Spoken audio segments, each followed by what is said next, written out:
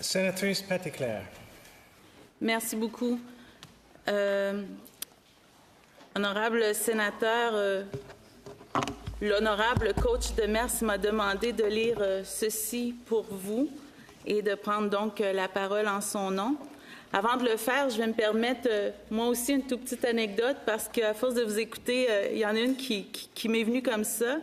Vous avez beaucoup parlé de l'importance du sénateur Demers dans vos vies et la contribution qu'il a fait dans vos vies.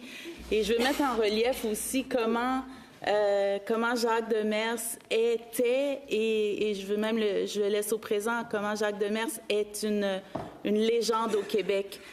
Et vos anecdotes m'ont rappelé en 92, quand je suis revenue à la maison de Barcelone avec ma première médaille paralympique à vie. Les sports paralympiques n'étaient pas tellement connus à l'époque et on m'avait demandé d'aller faire une entrevue à RDS. Donc, ma première médaille, ma première entrevue. Et c'était vraiment tellement gros pour moi. Alors, tellement excitée, j'appelle mon père et je me dis, il va tellement être content de voir que je vais à RDS pour faire ma première entrevue.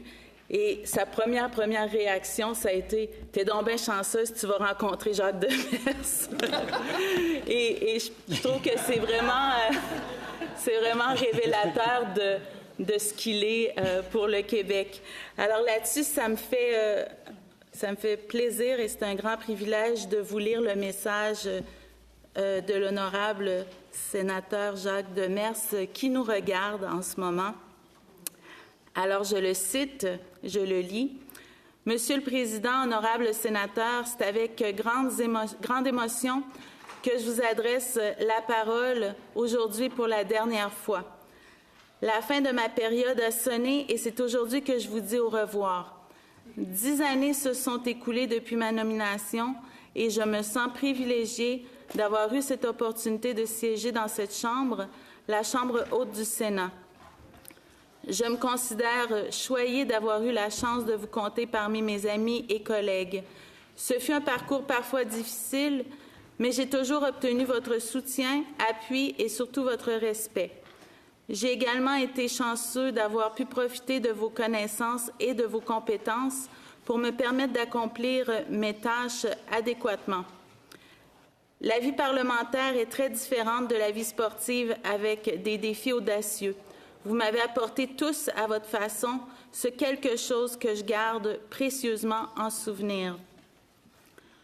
Je veux remercier tout le personnel de soutien, nos pages au Sénat qui font un travail fantastique, du personnel de l'entretien, les chauffeurs d'autobus qui m'ont si souvent fait rire avec leurs commentaires et conseils à apporter au sein de l'équipe du Canadien de Montréal, à tous ceux et celles qui permettent que notre travail soit plus agréable, le personnel aux cafétérias, à nos précieux messagers et sans oublier tous ceux et celles qui agissent dans l'ombre, je vous dis un gros merci. Ces 3 années ont été très difficiles et si j'ai pu en arriver ici aujourd'hui, c'est grâce à une grande détermination et ainsi qu'au soutien à mes côtés de ma collaboratrice et directrice des 10 dernières années, Madame Lynn Tessier.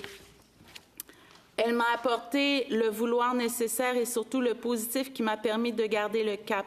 J'aimerais profiter de cette occasion pour la féliciter, elle qui, avec plus de 35 ans d'expérience au sein du Parlement, a célébré ses 25e années de carrière au service du Sénat en avril dernier.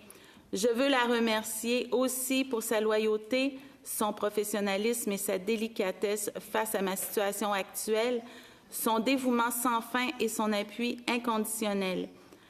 Lynn a été au cours de mes 10 années en vie politique d'une aide indispensable. Je ne pourrai jamais assez lui dire merci. Mes chers collègues et amis, ce fut pour moi un honneur de siéger et de travailler à vos côtés. Maintenant que cette période est terminée, celle de la retraite débute. Sénatrice Petitclerc, merci de votre grande générosité d'avoir accepté de me prêter votre voix aujourd'hui.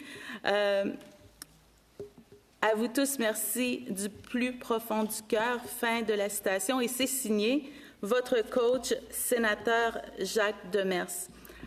Alors, merci coach.